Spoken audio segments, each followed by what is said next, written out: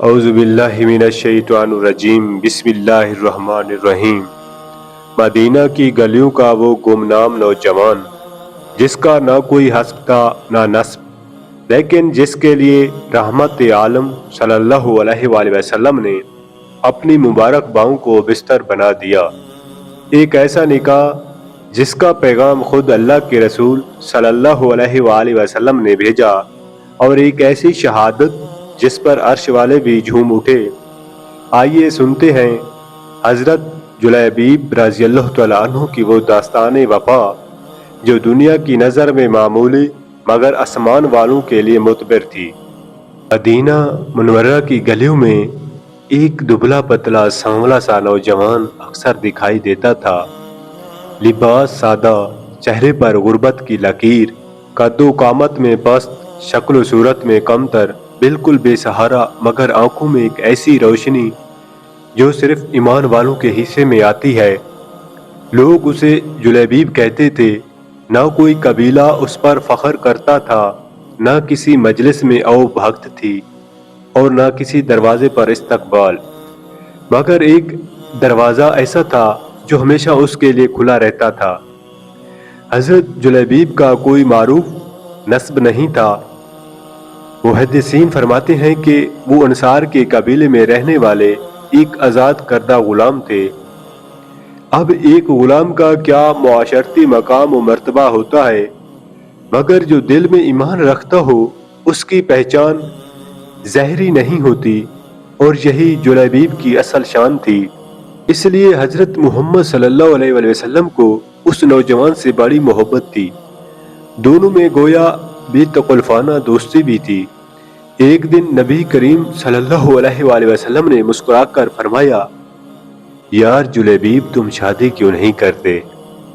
انہوں نے نگاہیں جھکائی، ایک ہلکی سی مسکراہٹ کے ساتھ عرض کیا، یا رسول اللہ صلی اللہ علیہ وآلہ وسلم، مجھ سے کون شادی کرے گا؟ نہ میرے پاس مال ہے، نہ نسب اور نہ حسب۔ رسول اللہ صلی اللہ علیہ وسلم نے فرمایا، جاؤ انصار کے فلاں گھر جاؤ اور ان سے کہو کہ رسول صلی اللہ علیہ وسلم فرماتے ہیں اپنی بیٹی کا نکاح جلیبیب سے کر دو۔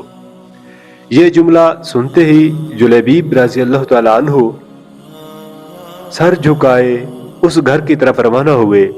وہ گھر انصار کا ایک معزز خاندان تھا، اور ان کی بیٹی مدینہ کی حسین و نیک لڑکیوں میں شمار ہوتی تھی۔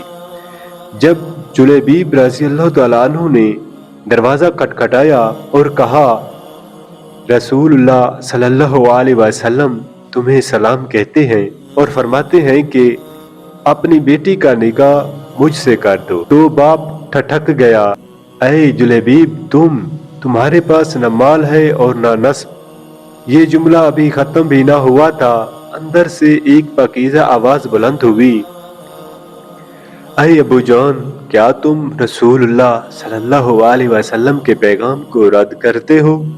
باخدا اگر رسول اللہ صلی اللہ علیہ وسلم نے فرمایا ہے تو میں راضی ہوں۔ یہ ایمان کی عظمت تھی، حسن و صورت پر نہیں بلکہ اطاعت رسول پر مبنی انتخاب تھا۔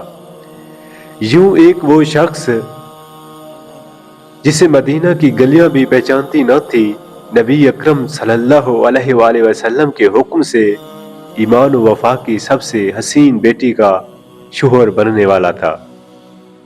مگر قدرت کے فیصلے بڑے نرالے ہوتے ہیں۔ ابھی شادی کی تیاریاں شروع بھی نہ ہوئی تھی کہ مدینہ کی گلیوں میں جہاد کی صدائیں بلند ہوئی۔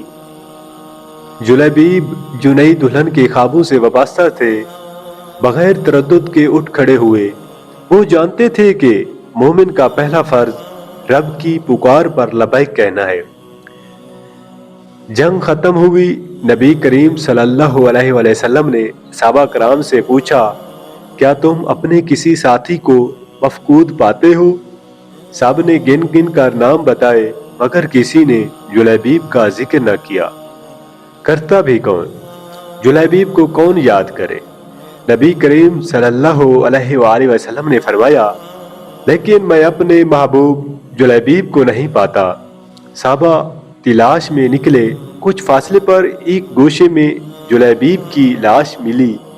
ان کے ارد گرد 7 دشمنوں کے مردہ اجسام بھی پڑے ہوئے تھے، جنہیں انہوں نے تن تنہا مار گرایا تھا، پھر خود شہادت پا گئے تھے۔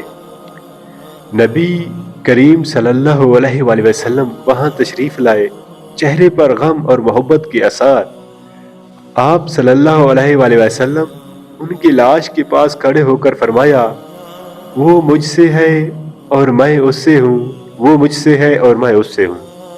پھر آپ صلی اللہ علیہ وآلہ وسلم نے اپنے مبارک بازو کو ان کے لیے چارپائی بنایا، خود قبر کھدوائی، اور جب تک قبر تیار نہیں ہوئی جلیبیب کو اپنے بازو پر اٹھائے رکھا، پھر اسے اپنی آغوش میں اٹھا کر لحد کے حوالے کر دیا۔ دنیا والوں کے نزدیک جلیبیب ایک معمولی انسان تھے، مگر حضور اقدس صلی اللہ علیہ وآلہ وسلم کے نزدیک وہ میرے جلیبیب تھے، ایمان، اطاعت اور قربانی کا وہ پیکر جسے دنیا نے بھلا دیا مگر رب نے ہمیشہ کے لیے یادگار بنا دیا۔ پروردگار ہمیں جلیبیب جیسا بنا دے، زمین پر گمنام مگر تیرے نزدیک نابور۔ دوستو، حضرت جلیبیب رضی اللہ تعالیٰ عنہ کی زندگی ہمیں یہ سبق دیتی ہے کہ اللہ کے ہاں معیار عزت صورت یا مال نہیں، بلکہ تقوی اور اطاعت رسول صلی اللہ علیہ وآلہ وسلم ہے۔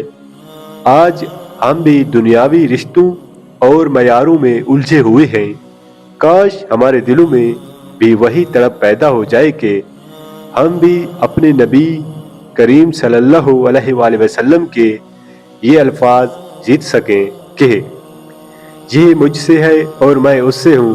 اللہ پاک ہمیں بھی حضرت جلیبیب رضی اللہ تعالیٰ عنہ جیسی سچی محبت اور کامل ایمان نصیب فرمائے، آمین۔